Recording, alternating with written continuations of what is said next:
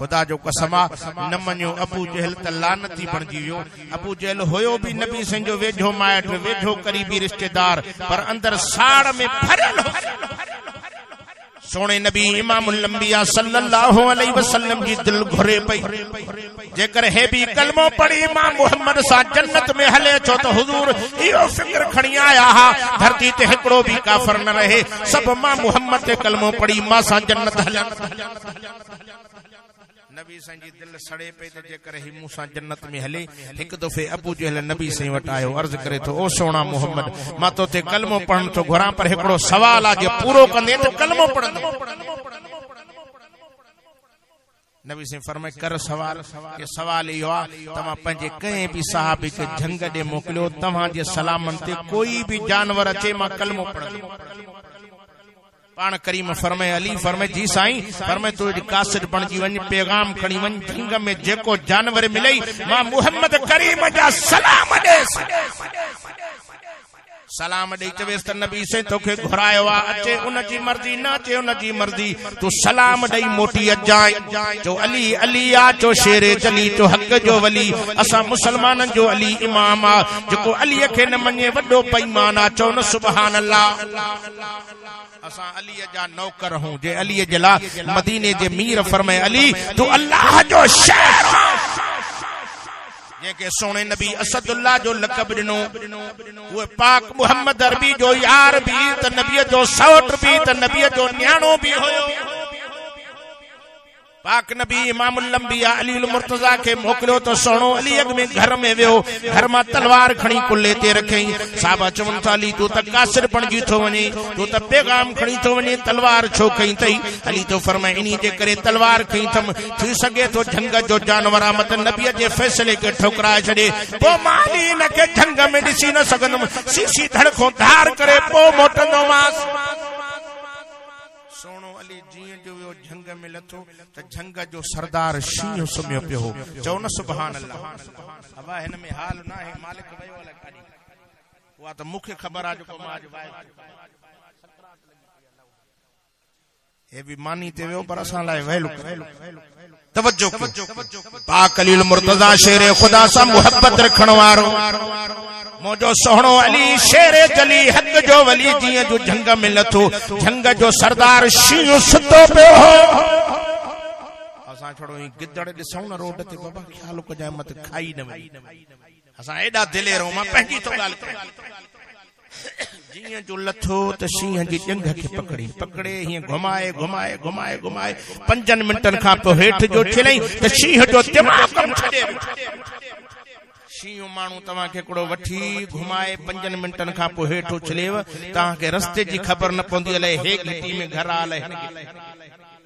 इं जो शिलेंस शींह जो दिमाग़ कम छॾे वियो कुर्बान वञा एतिरे ते थोरी देर खां पोइ जॾहिं दिमाग़ जाइ ते आयुसि उन जी सोणे अलीअ ते नज़र पई जो इंसान ते हुन जी अखी न पई ॿुॾे न हीअं गजगोड़ करे हमले जो इरादो करे सोणे अलीअ ॾे विढ़ण जी नीयत सां आयो त सोणे अली तलवार म्यान खां कढी हकल ॾेई चयुसि अला अंत असदुल बर्री व अना असदुल्लाह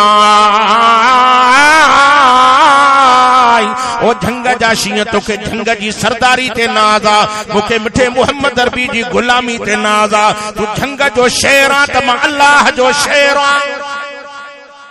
तुंहिंजो मूंसां मुक़ाबिलो न थींदो अचे थो शींह जी जान में कपकपी ॾकणी पइजी वई त सोणे अली इशारो करे त शींह मां तोखे मारण न आयो आहियां मां तोखे क़त्ल करण न आयो आहियां मां त सोणे मोहम्मद करीम जा तोॾे सलाम खणी आयो आहियां मुझे सोहणे हबीब तोखे घुरायो आ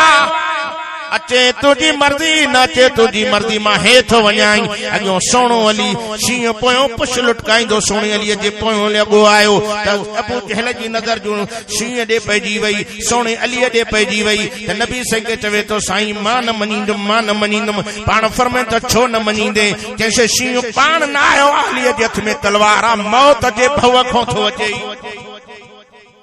फरमाता बोझल कुछ सियाणो थी अली अॻियों आ शींह पोयों आ कंहिं बिरड़ में लिकी वञे आ भॼी वञे आ जैसे मां न मञींदुमि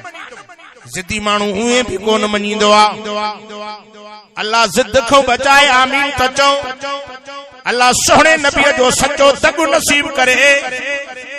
हिकिड़ो बुजुर्ग हो अल्लाह जो वली दुनिया मञींदी हुयसि घरवारी न मञींदी हुयसि दुनिया के चवे घरवारी के तू कुछ सियाणी थी दुनिया मुझी इज्जत कंदी आ तू नथी करे के तोखे मां सुञाणी दिया तुझी बुजुर्गी बुजुर्ग अची करामत ते जोर ॾिनो ही उॾामे पयो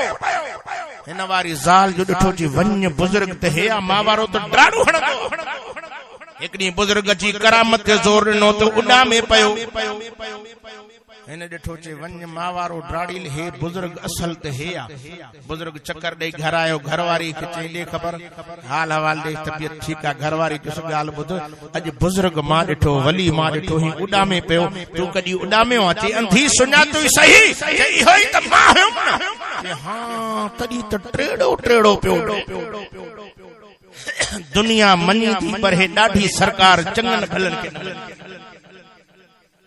अबू जहल नबी संजो वेठो माइट हो न मञई जहन्नम में थका थो चटई बिलाल हबश को आयो कलमो पढ़ी जन्नत जो मालिक बणायो नबी से मेराज वारी रात जन्नत जो सैर पिया करंद जुतीअ जो खड़को बिलाल जो मिठे मोहम्मद करीम खे रब जन्नत में पे बुधाए चो न सुभान अल्लाह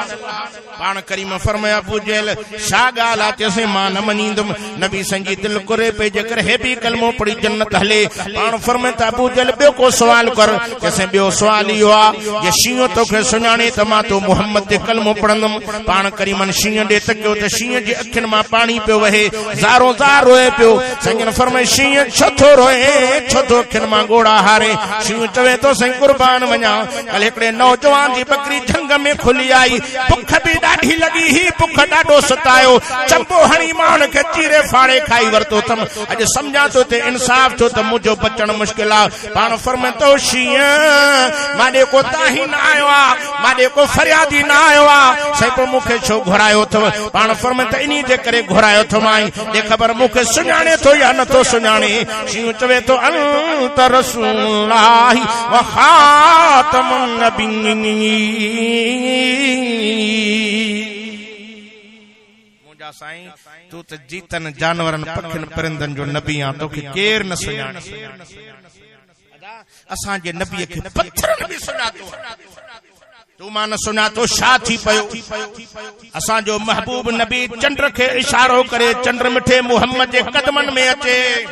वण ॾे इशारो करन वण झुकी नबी साईं खे सलाम करियो इहो सुहिणो मोहम्मद अरबी असां खे मिलियो आहे मुसलमानों कलमे वारो जेको पाक मोहम्मद अरबी पंजनि सां त प्यार पर परावन सां भी प्यार दुश्मननि सां भी प्यार कयूं छा तव्हां इहो आलमन को न ॿुधो आहे मुंहिंजो सुहिणो नबी मुंहिंजो दिलबर नबी इमामुल अंबिया रस्ते सां पिया वञनि गर्मीअ जी मौसम हुई संजन पंहिंजी तलवार मुबारक लाहे वण ते टंगे वण हेठो सुम्ही पिया हिकिड़ो काफ़र जो रस्ते मों लंघियो नबी साईं खे अकेलो ॾिठई दिल में सोचियो वाह जो शिकार मिली वियो अॼु मोहम्मद अरबी खे कत्ल करे छॾींदुमि हुज़ूर संजी तलवार लाहे नबी संजे मथो झले करे चवे थो ओ मोहम्मद